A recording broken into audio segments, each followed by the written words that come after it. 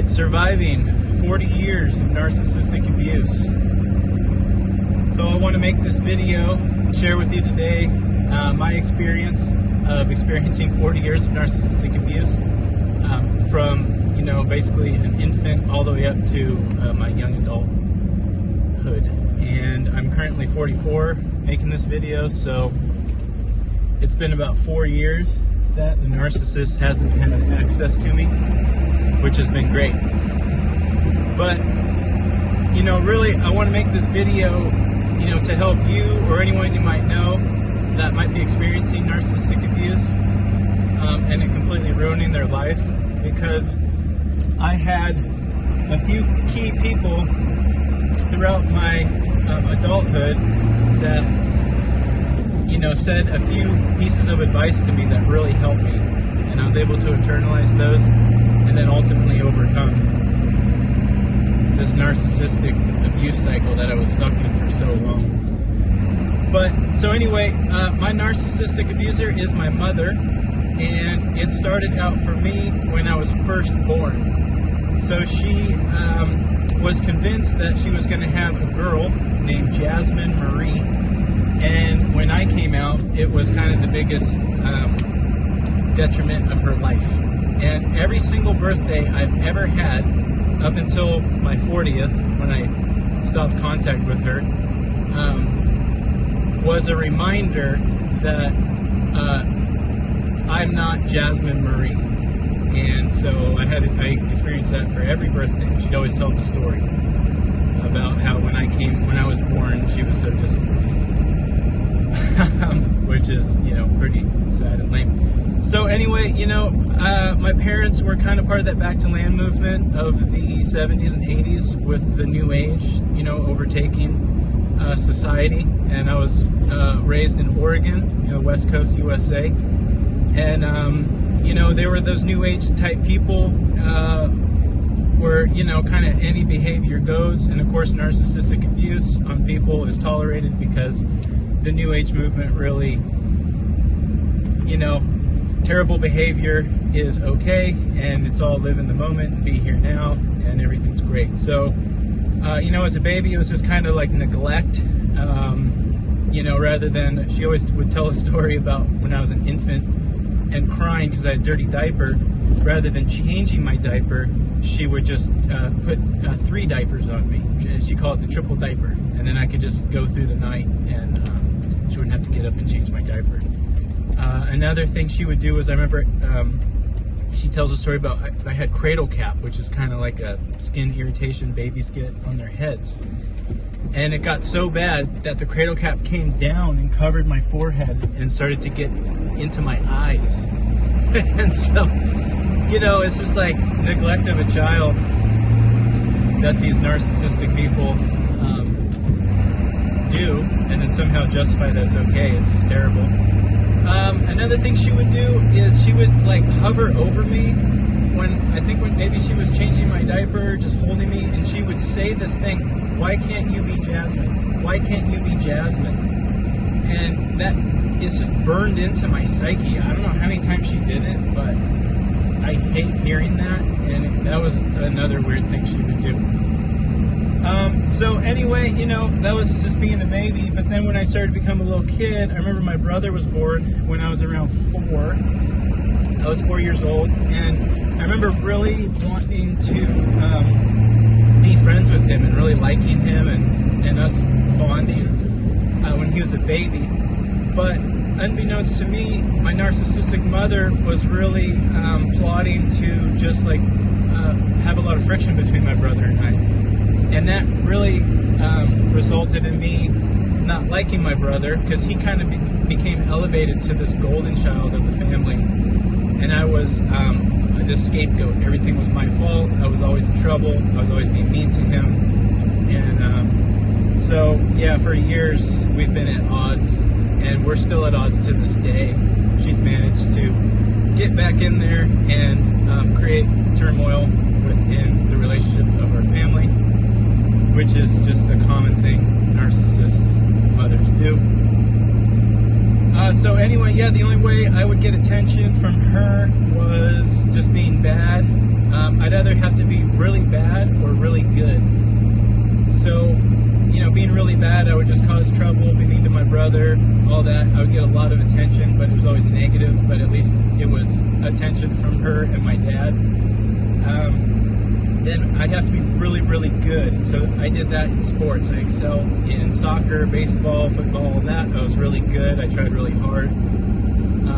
And it was cool, but, you know, ultimately it was just for the attention of the narcissistic mother. And really with her, it was always this hot and cold. She either would really like me or she would really hate me. There was no just even middle ground of acceptance and love. It was always, she'd like give me a little bit and then take it right back away. And it was this weird whiplash roller coaster of trying to get her affection and love. And so what it resulted with, that I'm, you know, feel terrible about, is really I was just a mean kid, and I'd always be putting other people down, and I was mean to other kids, and I'd made fun of kids, and, you know, I was like, I wasn't a bully because I wasn't big and I couldn't physically dominate people, but I could mentally dominate people. I could, you know, really find the things that made them insecure and then embellish those and make fun of them. And then tormenting other people made me feel better because I was so insecure, and really I was really depressed as a child, and I didn't know my place, and I couldn't relate to people. It was very challenging to have healthy relationships, and it was kind of the beginning of attracting other narcissistic people to me. I feel like people who are narcissistically abused become prey for other narcissists, and then that became a theme throughout my life, up until, you know, basically I rejected my narcissistic mother and started understanding and healing from this, that I could understand other narcissistic people coming at me to suck my energy. So anyway, yeah, being a kid, I was just really mean. I still was really good at sports, so it was that weird duality. And then so teenage years were a lot of confusion. Obviously I couldn't relate to women because the first woman I had to relate to was a narcissist, and it completely screwed me up. It was challenging to relate to other men because my dad, in the dynamic, and I'll go deeper into this in another video, is a narcissist abuse victim himself, and he is trauma bonded to my mom. That's how he found her. He trauma bonded to her. I'll talk more about that in another video. But anyway, it was kind of like there was no help from him because he's been in this emotional prison his whole life. So yeah, it was challenging to relate to other people. And certainly teenager is already a very challenging age to be. And I was just trying to navigate that the best I could, which I found smoking marijuana. And that alleviated a lot of stress and a lot of pressure that I was experiencing as a teenager, which was good because it did mellow me out and calm me down. I wasn't so aggressive and mean, and I kind of just internalized everything. But it is ultimately detrimental because rather than understanding and figuring out how to cope with my problems, I just turned to escapism, which is the main thing that I think everyone does in society, because there's no healthy way to cope with all these problems that we're experiencing, you know? And so escapism is there for you, and it was there for me. And so I started smoking weed when I was about 15, and yeah, I quit sports, and I just started skateboarding and snowboarding, which was fine, and I just kind of internalized everything, and you know, went on this mission of trying to understand myself by just smoking weed and doing my own thing.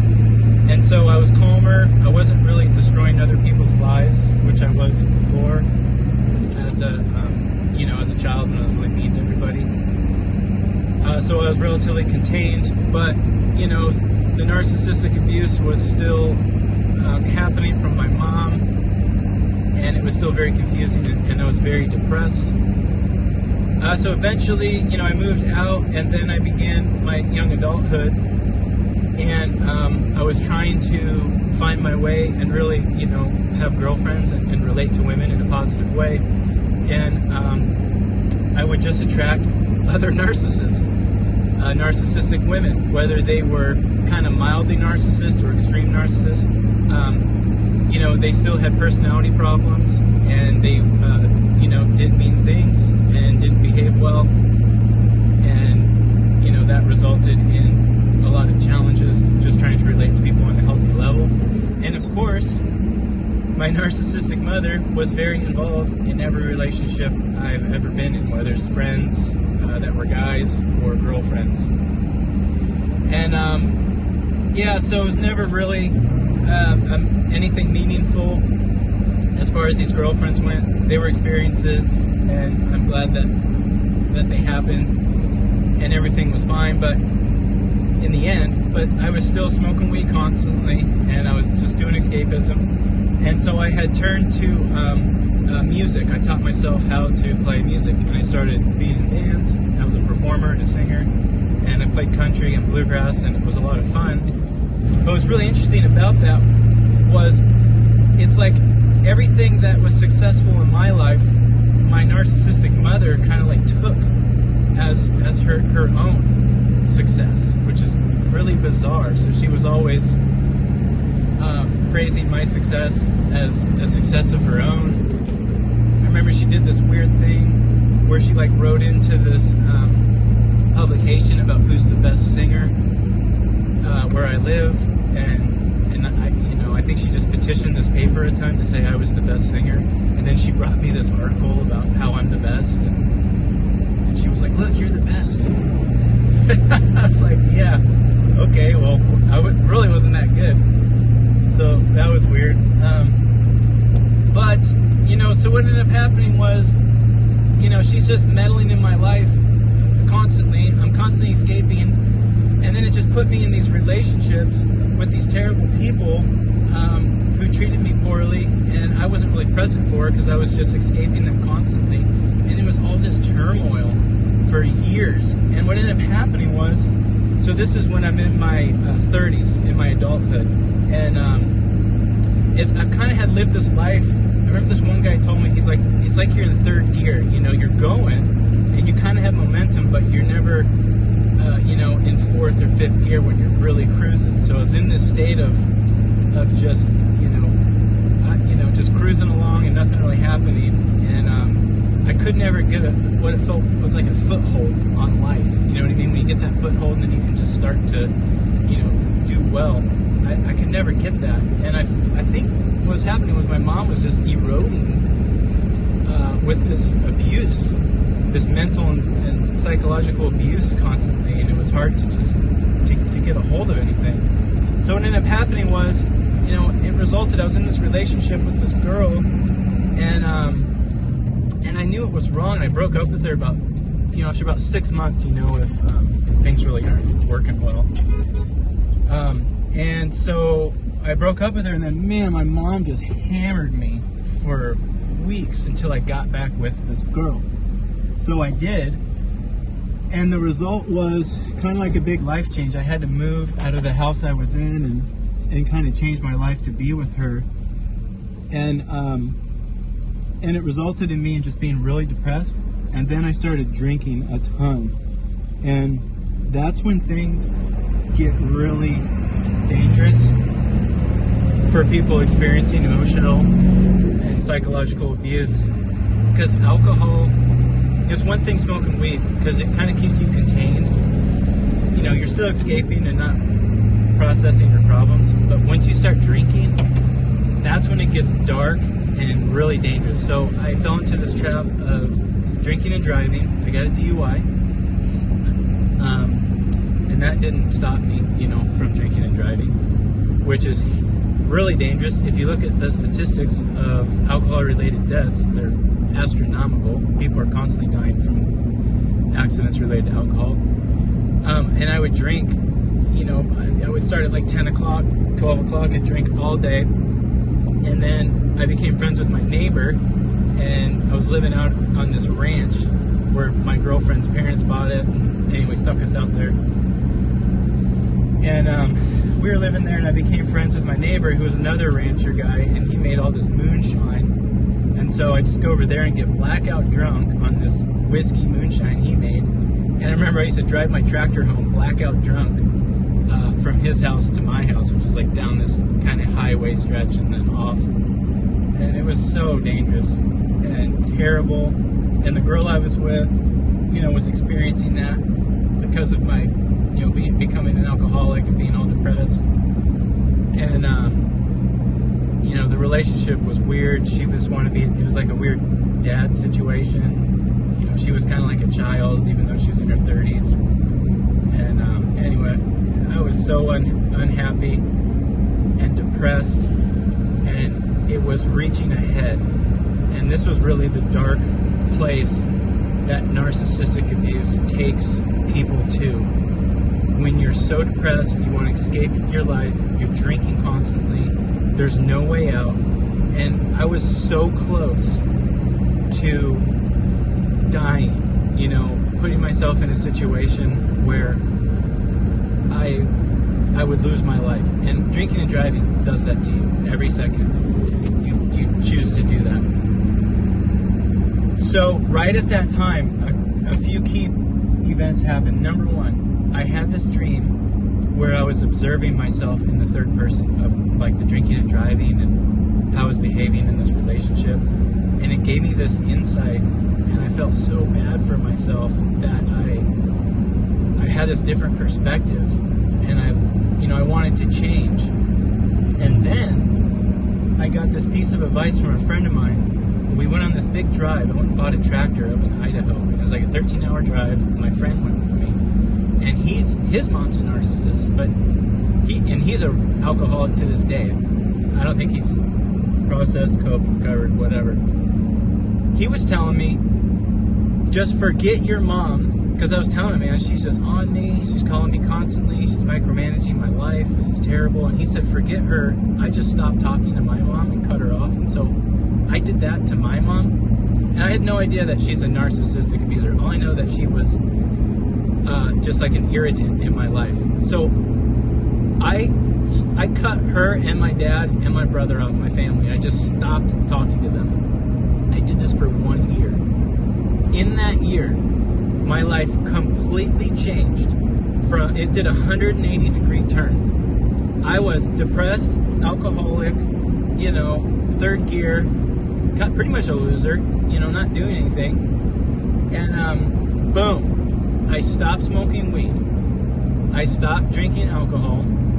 I had this renew on life. I had this like power and this sense of control, because I cut those people out for a year, and I stopped smoking weed, I stopped drinking alcohol, I started my own business, which I do forestry and excavation, and I've done that for like almost 20 years now.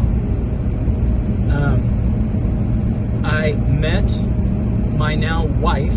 I met her at a bar. I went to hear some music, and I stopped drinking, but I'd still go out and socialize and have a good time. I mean, you can still do that. You don't have to drink at these bars. You can just go and interact with people and have a great time, and then have like a $5 bar tab at the end of the night. And then in that time, I just experienced this massive amount of personal growth, and I just got control of my life, and I accomplished so much, and I was moving forward, and it was like this whole new thing. And I split up with that girl, obviously. That wasn't working, so I had to get out of that. But the one thing that remained the constant was the narcissistic abuse from my mother. So I cut her off for a year, and everything was great. But then, eventually I let them all back in, my mom, my brother, and my dad. And then it just kicked right back up, and I had no idea that this was happening. But I had something that I hadn't had before. And so I met my wife during that year of no contact with the narcissist. And what's interesting about my wife is she grew up in a narcissistic household. Her sister is a narcissist. And within these narcissistic families and relationships and dynamics, people fall into certain roles. And this is what I've learned just from understanding narcissism. So like my role in my family, I was the scapegoat. My brother was a golden child. My dad, he was the enabler. These are roles that happen. Another role in a narcissistic dynamic relationship is a seer. And that's someone who sees what the narcissist does and understands that, maybe they don't understand narcissism by its, definition, but they see that something's off and they understand this isn't right. And that's exactly what my wife is. She's a seer. And when she met me and observed the dynamic between my family and myself, because I introduced her to the family, my family, on literally the day I started talking to them again. I told her the situation, that, hey, I cut my family off for a year, I had to do some personal growth, I was having problems, and so I'm going to introduce you to them, and this is the situation. I explained that to her, so instantly that was a flag for her, a red flag of like, okay, this is weird. But then, over the years, so she observed that. We got together when I was 33, 34, so we've been together 10 years. But from 34 till about 40, she observed the weird dynamic there between my mom and myself. And she, anytime she would kind of mention it, it would trigger me because I get triggered so easily because of, all that psychological torment that I experienced. So she was real delicate in how she would approach me with what she saw. But anyway, so she was reading this article about narcissism because it's so popular now, because it's just basically destroying society. And she said, hey, because I was trying to, so the situation we ended up in was we had to move out of the house we were living in to downsize just because everything got so expensive. And so my parents bought this property and they have a guest house there. And before I understood that my mom was a narcissist, I kind of romanticized moving my wife, and we had our daughter at the time, moving my family into the guest house at my parents' property, and how fun that would be, and it'd be so fun to experience. They could be grandparents, and my wife and I and our child were going to have another kid too, could all live together, it'd be this amazing thing. But little did I know, that was, that's not the case. Narcissists hate children. And anyway, that's the situation. But so we're at my parents' place, living in the guest house now, and I'm still just like a dog on a chain to my narcissistic mother. These ups and downs of depression, but so much positivity in my life with being married and starting my family. And it was a strange, thing happening where I was so happy but so sad at the same time. So eventually, she reads this article about narcissism, because I'm trying to figure out, I'm more aware that something's up with my mom. I didn't understand narcissism at the time. I was more looking into personality disorders, because it kind of came to the point where she had full-time access to me, and she was just doing these weird things, man, these weird psychological things that would make me so depressed. And I finally confronted her and said, what is going on? Why do you keep doing this to me? I don't understand. What did I do? And of course, she just played the victim. You can't really reason with narcissists, because they're just constantly the victim, and everyone's against them. Oh, it's all so terrible. So she just played the victim card, and then basically turned it around and put everything on me. So that wasn't fruitful at all. So then eventually I was just trying to understand her, and I was thinking, she has personality disorders. And I was kind of using the psychology approach of diagnosing, this poor person and their problems and their trauma has turned them into this kind of person. Which it does give you understanding, but it's not really accurate, because these people, at the end of the day, are just behaving terribly, and it's a huge detriment on society, and they need to be held accountable for their actions. That's really it, at the end of the day. If you can't treat people with dignity and respect, then you need to be subjugated and have a less impact and involvement in society. And people who can treat people well with respect and dignity need to be elevated within society. That's what I feel. So anyway, I'm trying to diagnose my mom, with her personality disorders. And my wife says this narcissist thing came across, in the Apple News feed. kind of sends out these little things, and she's like, you ought to check this out, because it sounds a lot like what you're experiencing and then what your mom's doing. So I dove into that 100%, and I was trying to understand, like, what is going on. Boom, that was it, man. What she did checked all the boxes. And so that was when I was 40. I got enlightened to what this narcissist thing is, and these people who are narcissists, and the effects it had on me and people around me, and I could reflect on all these experiences that I had from childhood into teenage years to my adulthood, and it gave me so much understanding of, like, this woman and just this relentless mission she was on to just, derail my life, suck my vital life energy. All the weird, relationship issues she had throughout her life, the strange dynamic between her and my dad, my brother being the golden child, basically can do no wrong. And so what I did was, boom, I cut her off. So she has limited access to me. So we live on the same property. Their house is like 50 feet from our house. And I have cut her off. I said, listen, if you can't be respectful and treat me with dignity, then I don't want to have to communicate with you.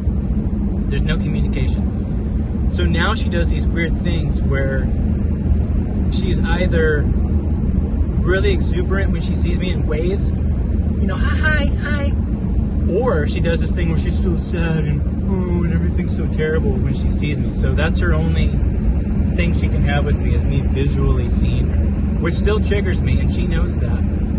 But really, I'm in this gray area. I've kind of mastered the gray mode with the narcissist, and that's something you can do if you cut these people off. You can either cut them off 100%, never see them or speak to them again, which really that's the best.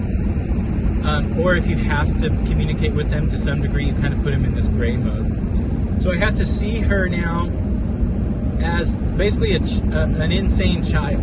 That's how I reason her behavior in my mind. But the situation is this, and I'm going to wrap the video up because it's more about my experience and my surviving of this 40 years of narcissistic abuse. And really, 40 years sounds like a long time, but for most people it's a lifetime of narcissistic abuse because they never get out of it. And I want to be that voice for you and people around you that just need a little bit, just plant that seed to get them out of that narcissistic spell that they're under, because that's what it is. It's a spell. They mind fuck you, and you just get so confused about right and wrong, up, down, the whole thing. So the current status is she's in the gray zone. We're living on their property. My parents are aging out. They're boomers, and she's a narcissist in collapse. So a narcissist in collapse is they've lost all their supply. So the main thing these narcissists want is supply, which is just energy. They just suck people's energy. I was my mom's main blood energy boy for my whole life. So 4 years ago, once I cut her off, boom, she has lost her major supply. All of her friends have completely abandoned her because she does not know how to have healthy relationships. She has one friend that comes over, but she only comes around because she just wants something from my parents. That's it. Otherwise, she's completely alone. She has my dad in this weird thing where he's like her little pet. And, he's her enabler. He kind of justifies her behavior. And oh yeah, your mother. And every once in a while, things will blow up. Like recently, I have to give my mom all this love, or else they're going to kick us out. My wife and I have 2 kids now. My daughter's 6 and my other daughter is 2. So they're going to kick us out because I don't love my mom enough. Which is, okay, weird. But, so she's in full collapse. She just treats my dad, like this little lap dog. He's on a chain. He's super depressed. He just wants to escape his life. And then I'll talk about this more, but now, so her only supply, she's targeted my daughter now. The 6 years, she's been targeting my daughter since she was like 3 or 4 when she could start talking. And she does the same thing to my daughter that she did to me with this hot and cold, like, oh, I love you so much. Come and play with me. Or no, I don't love you at all. Get away from me. She does these weird things where she'll like see my wife and kid, and then she hides. And my wife's always like, yeah, I saw your mom. She was like hiding behind her car to like not see us. Anyway, strange behavior. But like I said, I want to be a voice of reason to you or anyone you might know. And I'm just going to wrap this up. That was basically it. I wanted to share my story, and hopefully this can give some insight. Anyway, appreciate you watching, and I'm just going to continue, sharing what I've learned about all this. Okay, thank you.